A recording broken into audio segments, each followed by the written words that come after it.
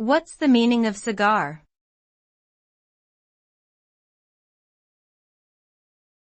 Cigar.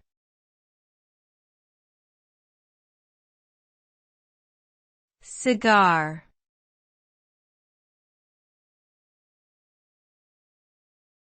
Cigar.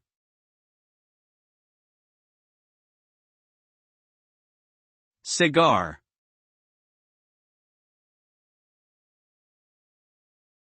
A cigar is a tightly rolled bundle of dried and fermented tobacco leaves that is typically ignited at one end so that smoke is drawn into the smoker's mouth.